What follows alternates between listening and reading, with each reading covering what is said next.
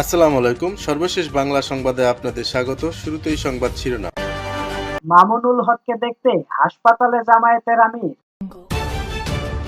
বাংলাদেশকে অঙ্গরাজ্য বানানোর স্বপ্ন দেখছিল ভারত, যা বললেন বিএনপির নেতা ইয়াসিন। জাতীয় ঐক্য ও সংলাপের ডাক 12 দলীয় জোটের। আগরতলায় হাইকমিশনে হামলা পূর্ব পরিকল্পিত, ইসলামী ঐক্য জোট। সর্বশেষ জানাবো, ভারতের সঙ্গে আওয়ামী লীগ সরকারের সব গোপন চুক্তি প্রকাশের দাবি হাসনাতের। মামুনুল হককে দেখতে হাসপাতালে জামায়াতের আমির। হেফাজতে ইসলাম বাংলাদেশের কেন্দ্রীয় যুগ্ম মহাসচিব মাওলানা মামুনুল হক অসুস্থ হয়ে রাজধানীর ঢাকার একটি বেসরকারি হাসপাতালে চিকিৎসাধীন অবস্থায় রয়েছেন। মঙ্গলবার সন্ধ্যায় তাকে দেখতে হাসপাতালে আসেন বাংলাদেশ জামায়াতে ইসলামীর আমির ডক্টর শফিকুর রহমান। এ সময় তিনি মাওলানা মামুনুল হকের শারীরিক খোঁজখবর নেন এবং মহান রবের নিকট দ্রুত সুস্থ হওয়ার জন্য দোয়া কামনা করেন। জামায়াত আমিরের সঙ্গে উপস্থিত ছিলেন কেন্দ্রীয় নির্বাহী পরিষদ সদস্য মোহাম্মদ মোবারক হোসাইন এবং অন্যান্য নেতৃত্ববৃন্দ। বাংলাদেশকে অঙ্গরাজ্য বানানোর স্বপ্ন দেখছিল ভারত, যা বললেন বিএনপির নেতা ইয়াসিন। বিএনপির ত্রাণ ও পুনর্বাসন বিষয়ক সম্পাদক আমিনুর রশিদ ইয়াসিন বলেছেন, শেখ হাসিনা স্বৈরাচার ছিলেন, বাংলাদেশের মানুষ তাকে খেদিয়ে দিয়েছে। ভারতের এত জ্বলে তার কারণ একটাই, শেখ হাসিনা থাকলে যা ইচ্ছা তা চুক্তি করে বাংলাদেশকে তাদের অঙ্গরাজ্য করার স্বপ্ন দেখছিল ভারত। শেখ হাসিনা চলে যাওয়ার পর তাদের সে স্বপ্ন ভেঙে গেছে। ভারতে আমাদের পতাকা অসম্মান করা হয়েছে। এছাড়া আমাদের সহকারী হাই কমিশনে যে তিরস্কারজনক হামলা হয়েছে, আমরা এর তীব্র নিন্দা জানাচ্ছি। ভারতের ত্রিপুরা রাজ্যের রাজধানী আগরতলায় বাংলাদেশের সহকারী হাইকমিশনে হামলার প্রতিবাদে কুমিল্লায় বিএনপির বিক্ষোভ মিছিল শেষে প্রধান অতিথির বক্তব্যে এসব কথা বলেন তিনি। এ সময় বিএনপির এ নেতা বলেন, তারা এখন চেষ্টা করছে বিভিন্নভাবে আমাদের উস্কানি দিয়ে দেশে বিশৃঙ্খলা সৃষ্টি করে আমাদের দুর্বল করতে। যারা এ চিন্তা করেছেন তাদের প্রতি আমার অনুরোধ, কোনো লাভ হবে না। আপনারাও স্বপ্ন দেখছিলেন কেয়ামত পর্যন্ত শেখ হাসিনাকে ক্ষমতায় রাখবেন। আল্লাহর রহমতে জনগণের প্রতিবাদের মুখে নোটিশ না দিয়েই ভিলাই করতে হয়েছে। যে দাদা আমি নামতেছি, আমারে জায়গা দাও। একটা কথা জেনে রাখুন, বাংলাদেশের জনগণ স্বাধীনতা সার্বভৌমত্বের নামে কোনো কম্প্রোমাইজ করবে না। জাতীয় ঐক্য ও সংলাপের ডাক 12 দলীয় জোটের। ভারতীয় ষড়যন্ত্র ও আগ্রাসনের প্রতিবাদে অবিলম্বে জাতীয় ঐক্য ও সংলাপ ডাকার আহ্বান জানান 12 দলীয় জোট। মঙ্গলবার রাজধানীর খিলগাঁওয়ে জোটের অস্থায়ী কার্যালয়ে 12 দলীয় জোটের এক গুরুত্বপূর্ণ সভা অনুষ্ঠিত হয়। সভায় বিগত কিছুদিন যাবৎ ভারত সরকার ও উগ্র হিন্দুত্ববাদী গোষ্ঠীর বাংলাদেশ বিরোধী অপপ্রচার ও সম্প্রতি কলকাতা ও আগরতলায় বাংলাদেশ সহকারী হাইকমিশনে হামলা, কর্মকর্তাদের মারধর ও জাতীয় পতাকাকে পুড়ে ফেলা, ভারতীয় হাসপাতালে বাংলাদেশি রোগীদের চিকিৎসা সেবা বন্ধ ও ত্রিপুরার সব হোটেলে বাংলাদেশিদের অবস্থান করতে না দেওয়ায় ও চরম বাংলাদেশ বিরোধী আচরণের তীব্র নিন্দা ও প্রতিবাদ জানানো হয়।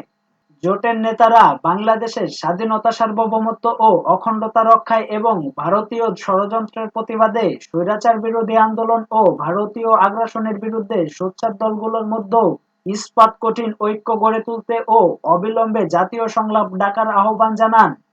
নেতারা বলেন, দেশের স্বার্থে অন্তর্বর্তীকালীন সরকারের ভারতের সামনে নমনীয় ও নতজানু হওয়ার কোনো সুযোগ নেই। আমাদের ক্ষমতা ও ন্যায্যতার ভিত্তিতে দুই দেশের সম্পর্ক পুনর্মূল্যায়ন করতে হবে। নেতারা অন্তর্বর্তীকালীন সরকারকে জরুরি ভিত্তিতে জাতীয় স্বার্থে ফ্যাসিবাদ ও আগ্রাসন বিরোধী সব রাজনৈতিক দলগুলোর মধ্যে সংলাপের আহ্বান জানান। 12 দলীয় জোটের প্রধান জাতীয় পার্টির চেয়ারম্যান মোস্তফা জামাল হায়দারের সভাপতিত্বে সভায় আরও উপস্থিত ছিলেন জোটের মুখপাত্র বাংলাদেশ এলডিপির চেয়ারম্যান শাহাদাত হোসাইন সেলিম। আগরতলায় হাইকমিশনে হামলা পূর্ব পরিকল্পিত, ইসলামী ঐক্য জোট। ভারতের ত্রিপুরার আগরতলায় অবস্থিত বাংলাদেশের সহকারী হাইকমিশনে হিন্দু উগ্রবাদীদের হামলার ঘটনায় তীব্র নিন্দা ও প্রতিবাদ জানিয়েছে কওমি মাদ্রাসা ভিত্তিক বৃহৎ রাজনৈতিক দল ইসলামী ঐক্য জোট। দলটি বলেছে, একটি স্বাধীন সার্বভৌম দেশের হাই কমিশনে ভাঙচুর চালানো ও জাতীয় পতাকায় আগুন দেওয়া আন্তর্জাতিক আইন ও কূটনৈতিক শিষ্টাচারের পরিপন্থী। মঙ্গলবার গণমাধ্যমে পাঠানো এক বিবৃতিতে দলের চেয়ারম্যান অ্যাডভোকেট মাওলানা আব্দুর রকিব ও মহাসচিব অধ্যাপক আব্দুল করিম খান তারা এই প্রতিবাদ জানিয়েছেন।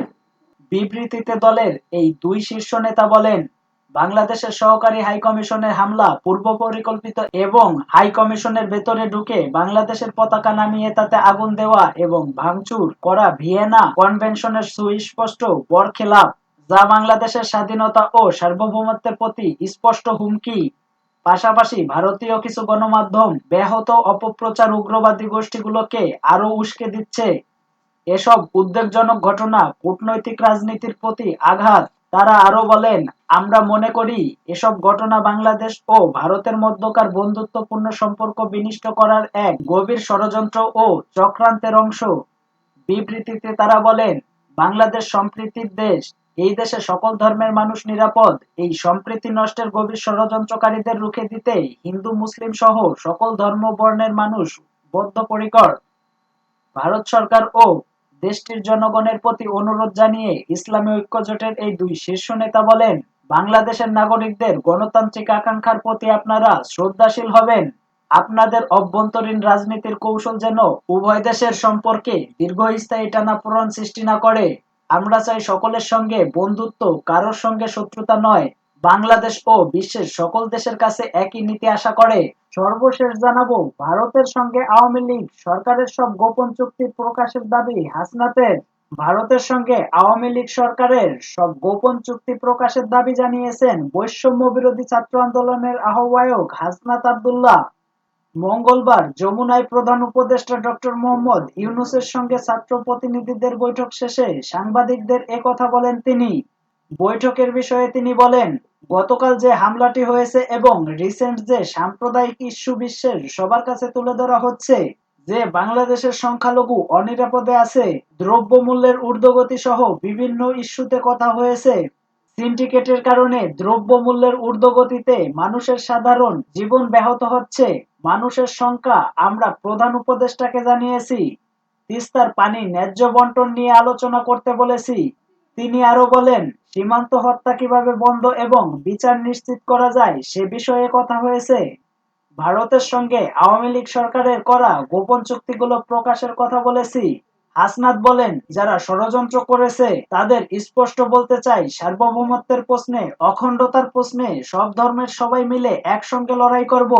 তিনি বলেন, সংখ্যালঘু ট্রাম্প কার্ড ব্যবহারের মাধ্যমে আওয়ামী লীগ বোঝাতে চেয়েছে আওয়ামী লীগ যতদিন ছিল ততদিন তারা নিরাপদ ছিল। আমরা ভারতকে বলতে চাই, ভারত সংখ্যালঘুদের যে নির্যাতন করেছে তার উদাহরণ হিসেব দেওয়া যায়। ভারতকে উদ্দেশ্য করে হাসনাত বলেন, আপনারা আওয়ামী লীগের দৃষ্টিতে না দেখে জনগণের দৃষ্টিতে দেখেন। সরকারের সঙ্গে ন্যায্য ও সমঝোতার ভিত্তিতে সম্পর্ক বজায় রাখুন। ৫ আগস্টের আগে যে একতা তৈরি হয়েছে তা এখনো ভাঙেনি উল্লেখ করে হাসনাত বলেন, জগন্নাথ হলের শিক্ষার্থীরা মিছিল করেছেন। তারা বলেছেন, এদেশের কোনো সাম্প্রদায়িক দাঙ্গা নেই। সকল ধর্মের সকল জাতির লোকজন মিলেমিশে এদেশে একতাবদ্ধ আছে।